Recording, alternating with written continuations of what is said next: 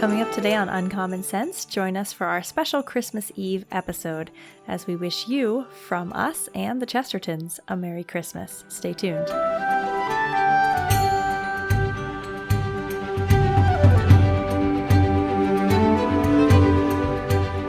Hello and welcome back to Uncommon Sense, the official podcast of the Society of Gilbert Keith Chesterton. I am your host, Grettelyn and Joe, joined by my wonderful co-host, Joe Grabowski. How are you today, Joe? Very good, thank you. Wonderful. I'm excited as we air this. It is Christmas Eve.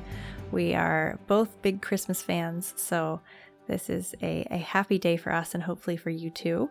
Whether you are decorating your tree, putting up your tree, making cookies, whatever you're doing, Merry Christmas to you. Anyway, we thought we would talk today a little bit about the things that the Chestertons used to do on Christmas, some things that sort of surrounded their Christmases. We've talked about all kinds of traditions and all kinds of myths and misconceptions. We've talked about Santa Claus. We've talked about all kinds of things to do with Christmas that was referred to by either GK or Francis or both. But now we're going to talk a little bit more about their actual traditions, what they like to do on Christmas and Christmas Eve. So any first thoughts, Joe?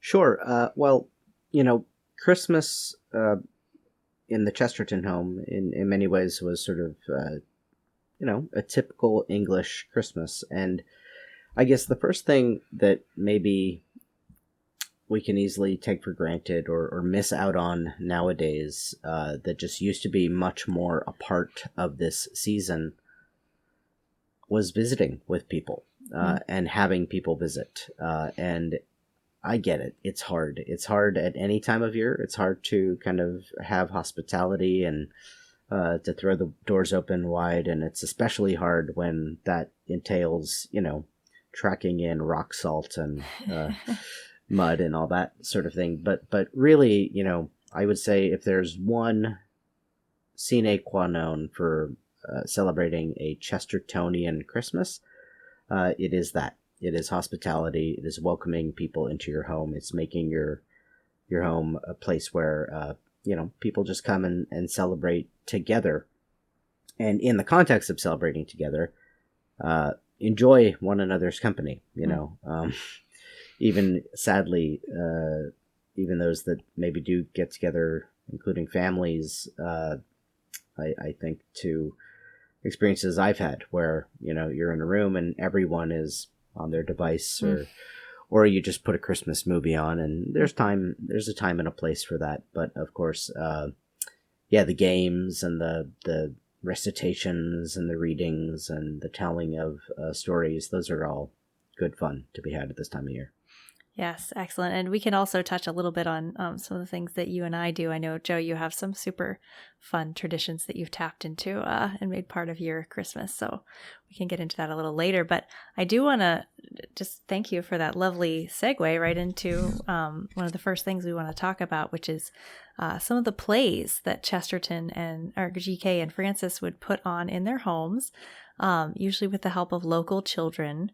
As we know, they had no children of their own, but they had children in their house all the time, never more so than at Christmas. Francis wrote several plays that were for children to do at Christmas time. This is kind of a tradition for kids to do a play at Christmas, but it wasn't exactly a tradition to write it yourself. So something special and unique. And this one, so I've got this one here. This is called Faith and Fable. Found by our friend Nancy Brown, the amazing scholar and sleuth of all things Francis Chesterton. But this one, we referred to it a couple weeks ago in an episode.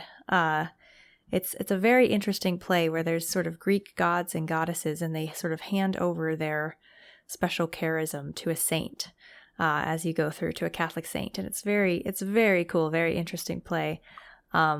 But Nancy has a great introduction to it.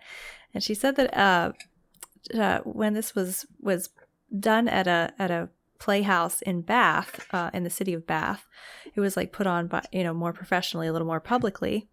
And they asked Frances to give a little speech, and she stood up and basically said that kids should not go to the movies. The kids should be making their own entertainment, and the movies was for like tired old people. which I think is just so charming and such a funny little thing to think about. When you're turning on that Christmas movie, nothing wrong with Christmas movies. You can watch your Christmas movies, but be aware of engaging with the people around you as well. This is something that is irreplaceable. The Christmas movies will be there every year, but your children at their ages will not be, your friends not necessarily. So enjoy that time and make it last. And you can do that with a play of Francis Chesterton. Go ahead, Joe. That's right. Yeah, and maybe even get into the Chestertonian way of doing things. If you don't want to do maybe acting or costumery, you can have your kids work on maybe little paper figures and do a mini toy theater and act the play out that way. I think that the major point is just imaginative play for both big kids and little kids alike, and I count myself in the former category, as Chesterton certainly counted himself. That's just, again, so much a part of this time of year, and we're so removed from it because of all the technology and all these things that have come in, right? But games at Christmas time, charades, things like that, were just typical parts of a Victorian and then Edwardian celebration. Mm-hmm. So do make sure to kind of figure out ways of bringing some of those customs in.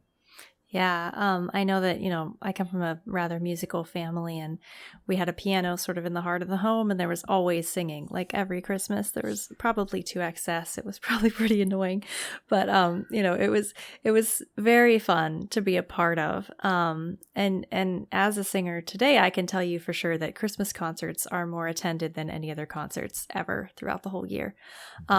So there is something very, very special about sort of live participation in something that's being done right in front of you. Don't miss out on that, especially at this time of year. It happens so much. It's so cool. But we're going to be drawing heavily on this book, How Far Is It to Bethlehem? Again, compiled by Nancy Brown in her research to write her biography of Francis Chesterton. She found all kinds of wonderful things that Francis wrote that just would not fit. I mean, it's a big, thick book, you can see. So we do sell it in our store at chesterton.org/store so that you can pick up your own copy. Don't be dismayed that it will come after Christmas, obviously, because there are 12 days of Christmas and you can read some of her poetry every day if you like. But this is a great little collection of a bunch of her plays. I just want to delve a little bit into this first one, this Faith and Fable. It is absolutely charming. And I've always been kind of fascinated by the Greek and Roman pantheon. So it's one of those things, and saints. So it's one of those plays that speaks right to my heart. But she has each section is a different set of like Roman god / saints.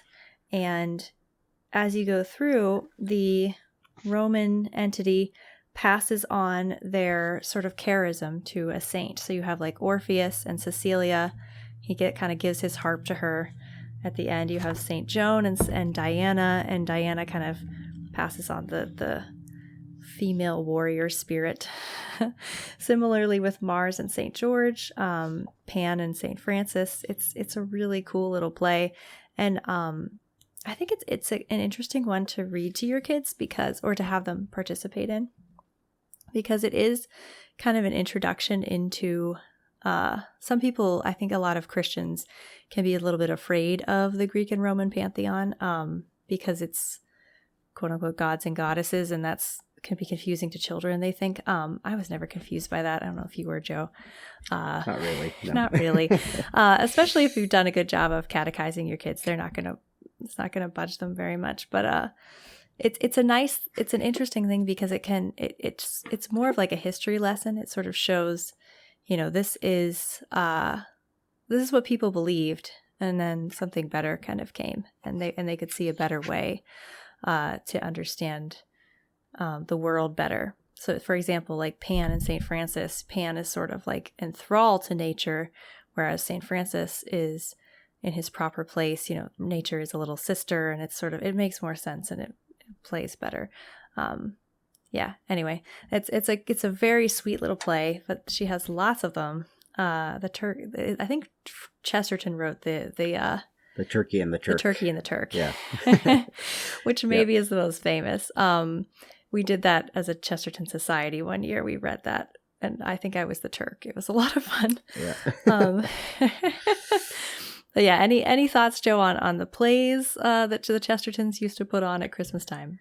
Well, it's lovely to know in this marriage just the sympathetic natures of Francis and Gilbert, and that they both kind of had this passion and this zeal for the same things, and even the same ideas. So not merely the custom of having the plays, but even the sentiments therein, right? So you can see this mutually reinforcing faith and philosophy that these two wonderful people had, as you were pointing out with the play, kind of taking the pagan pantheon and transmuting it into Christian saints. This is an idea that readers of GK will be familiar with, because he kind of alludes to this in various places, including in Orthodoxy and the Everlasting Man, how sort of the patron saints in some ways replace the old household gods, right? Mm-hmm. This idea that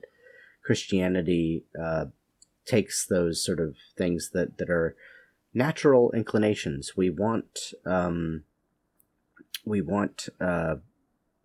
this unseen world that is maybe caring for us and looking after things. And this is not unique to Chesterton, by the way. This is a kind of even a medieval idea that even the stars and obviously the pagans believed that there were, dryads in the wood and things like that. But the idea that perhaps there were choirs of angels, or angels that were assigned basically to steward the gifts of creation, and even the planets and the movement of the stars, that's a medieval theological concept. So it's just fun the more you get to know them. If you do pick up How Far Is It to Bethlehem, if you're not familiar with Frances Chesterton, GK's wife, it's a great way of kind of getting to know her a little bit.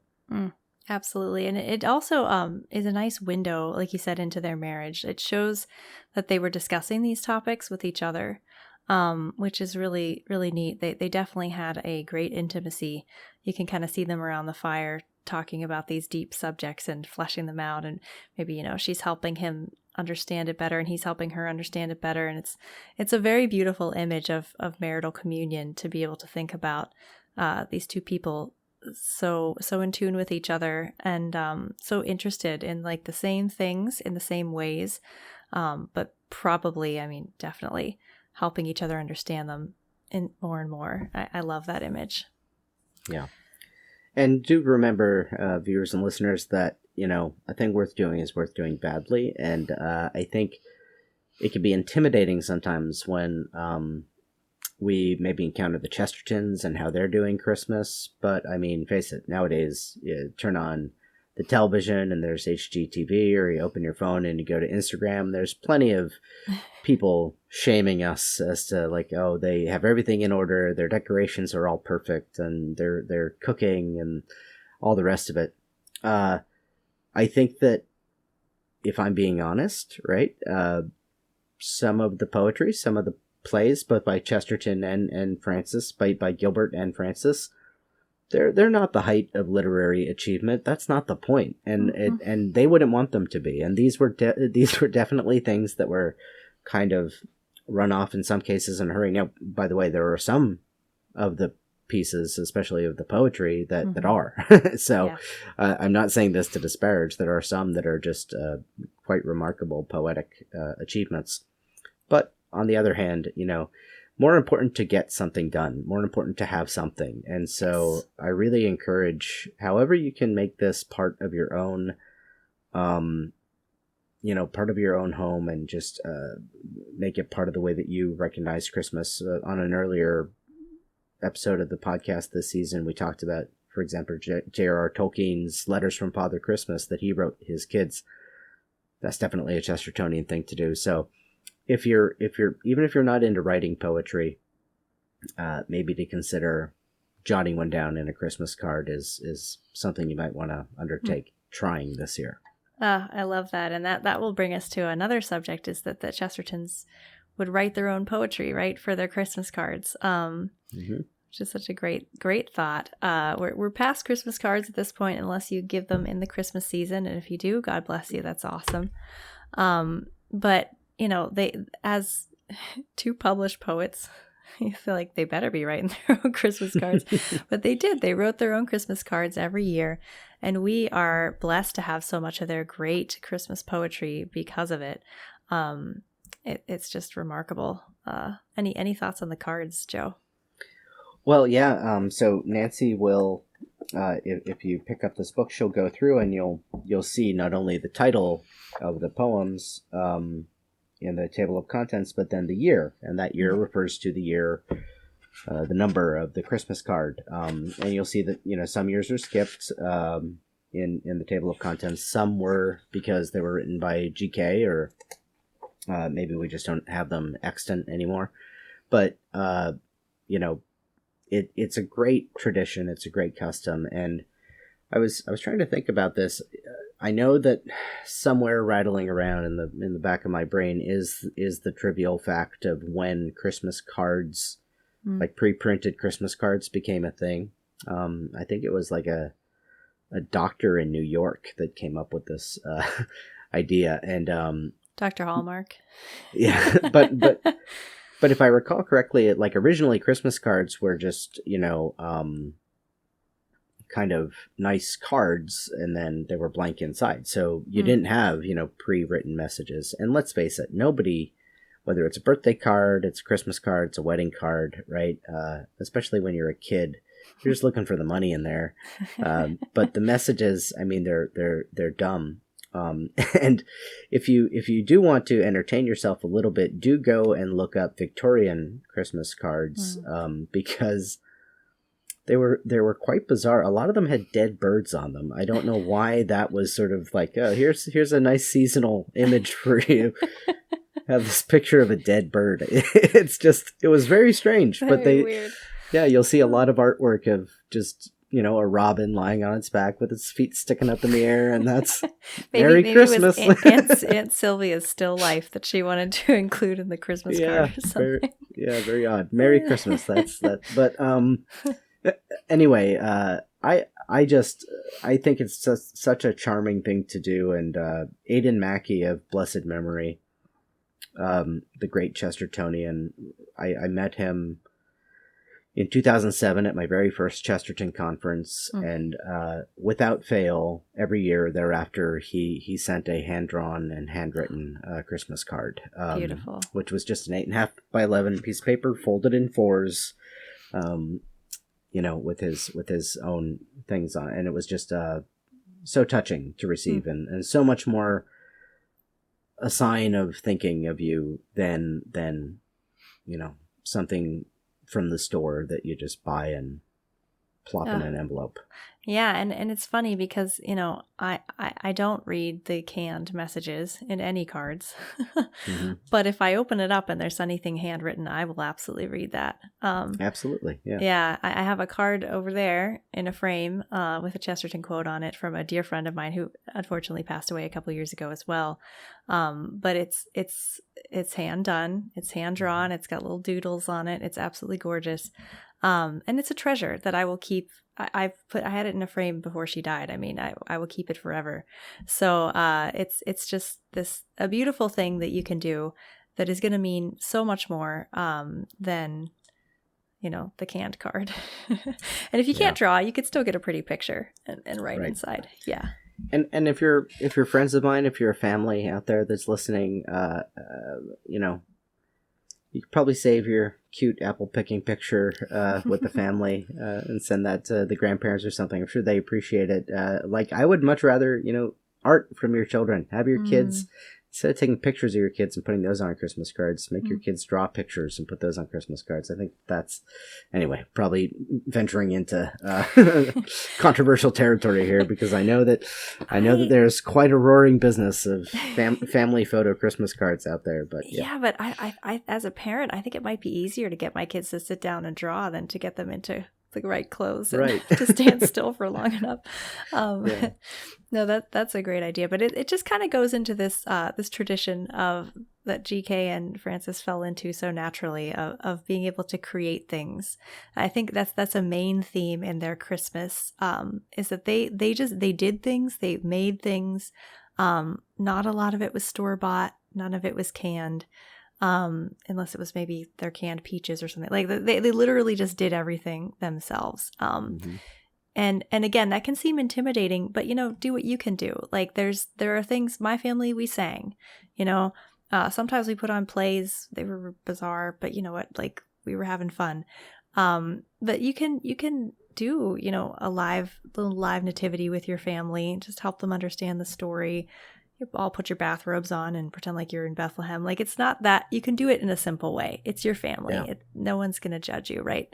So do it in your safe space with your safe people, and just try something this year. You could be pleasantly surprised. And, I quoted the axiom that a thing worth doing is worth doing badly. But when it comes to these things, there's a paradoxical way in which sometimes badly is better. And what I mean by that is that if you think back on, it's so cliche and it's so trite to say, well, you're creating memories, but you really are. And let's face it, the memories that really stick with you, if you think back on your own childhood, if you think back on Christmases past, odds on, like some of the ones that have stuck with you are the ones that went wrong, right? Like it's the burnt turkey. It's the time the kitchen caught on fire that you remember. You can't distinguish one Christmas dinner from another, except for that one, that one with the horrible Jell-O mold or whatever it was, right? Those are the things that stick with you, and so don't be afraid of the mistakes. Don't be afraid of getting certain things wrong, because there will come a time when you're, maybe by yourself on a Christmas, and you can sit there and call up that memory and chuckle about it. But that's the memory you'll have. You won't remember kind of all the quotidian ones that run together in your mind. Yeah, and also on that similar note, don't be afraid to try something once and then never do it again. Yeah. One year, my whole family and a bunch of people from my neighborhood went Christmas caroling. Like we went around and we Christmas caroled, and almost everybody was very gracious. We had one person shut the door in our faces, but mostly it was very nice. And then, everyone came back to my parents' house and had hot chocolate, and we never did it again because it was a lot of work and it was cold. But I will never forget that ever. Yeah. I was probably like a middle school kid, and it was so special and so cool that we did that. And it got people in our neighborhood from our church together outside of the normal context. It was wonderful. So just try stuff and see what sticks. You don't have to commit to something for 20 years just because you do it one time. Well, let's kind of on the note of Christmas carols, etc. So many of Chesterton and Francis's poetry has been turned into music. I was just, before we got on here, just Googling some, and there's so many, and it ranges from like, the Westminster Choir singing beautifully "How Far Is It to Bethlehem" to, some guy with a guitar with his own rendition of the House of Christmas that was really cool too. I found an operatic version of A Child of the Snows for like two sopranos and glockenspiel, and it was really cool, but like who thinks of this? So you may have seen last year we interviewed Mark Nowakowski for his setting of help me out, what was the song? Just blanked. I could sing it, but I don't know it. Anyway, we'll link it in the show notes. It'll pop up and I'll just blurt it out later in this episode.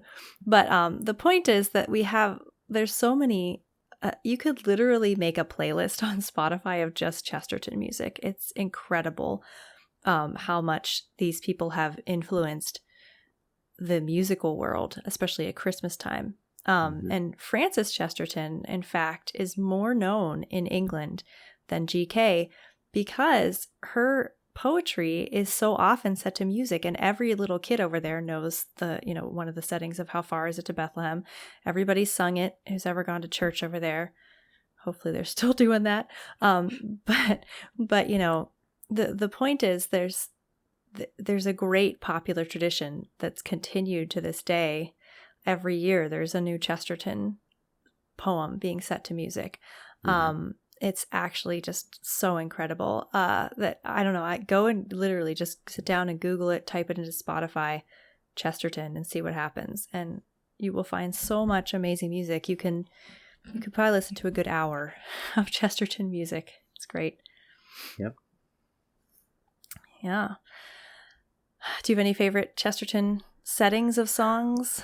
Settings of songs, nothing pops into mind, and I'll admit my way of consuming particularly his Christmas poetry is just to read it and just to there's you know how it is with any song, really. I mean, even some of my favorite Christmas hymns, out of the hymnal, I love to take and just read the lyrics, because we are so accustomed to singing them sometimes that we miss the Holly and the Ivy, for example.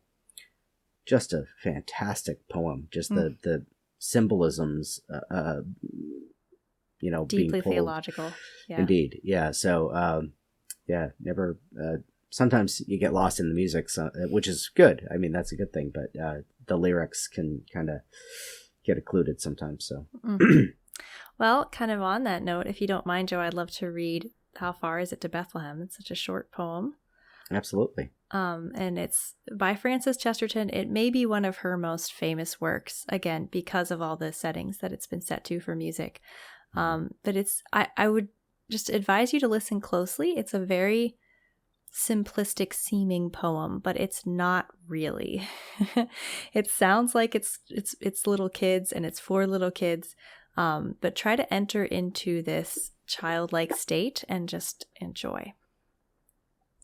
How Far Is It to Bethlehem by Frances Chesterton. How far is it to Bethlehem? Not very far. Shall we find the stable room lit by a star? Can we see the little child? Is he within? If we lift the wooden latch, may we go in? May we stroke the creatures there, ox, ass, or sheep? May we peep like them and see Jesus asleep. If we touch his tiny hand, will he awake? Will he know we've come so far just for his sake? Great kings have precious gifts, and we have not. Little smiles and little tears are all we brought. For all weary children Mary must weep. Here on his bed of straw, sleep, children, sleep. God in his mother's arms, babes in the byre, sleep as they sleep who find their heart's desire. Try not to cry. Yeah. It seems so simple, but it's so vivid, and it speaks to me of a life of deep meditation on the Nativity. I don't know how you couldn't read some of this poetry and not understand that there was a deep life of faith in both of these people. Yes, indeed, and particularly a spirituality. I've said it here before, and I'll, it's one of my things that I trot out often, is that God willing, one day that Chesterton be canonized, and perhaps Francis alongside him, but in that kind of traditional naming convention that there sometimes is for saints, a lot of it is because they took religious names. But I love to think that he might be called Saint Gilbert of the Nativity, because or of the Incarnation, because and same for Francis, because they're while Easter is objectively the holiest day of the year, they were just Christmas people. They, they were. And so it's great to spend this time of year, here we are, Christmas Eve, when this is airing, and maybe you're listening to this on Christmas. It's the best day to spend with the Chestertons, because it really was kind of, they were what Dickens said of Scrooge, people that kept Christmas all the year, Yes, and I think GK himself is sort of a spirit of Christmas present all the time. Every time you kind of encounter his personality, it's this big, jolly man who just was out to, help people see the mirth and the joy and the adventure in life. And that is such a Christmas spirit. I don't know. It's kind of like this special Christmassy sentiment that all the cheesy Christmas movies are trying to capture, and GK actually lived his whole life, and I think Francis as well. So maybe try to enter into that spirit this Christmas. Whenever you're listening to this, there are 12 days. If you don't catch it till, the weekend after or whatever, don't worry. You can still celebrate Christmas and keep it with you through the year. It's important. And trot these poems out maybe other times of the year and remind yourself that, God was so little once that his arms couldn't reach the heads of the cattle, him who made the stars, as Chesterton said, sort of, with my misquote. But yeah. Any last thoughts, Joe, before we wrap up here?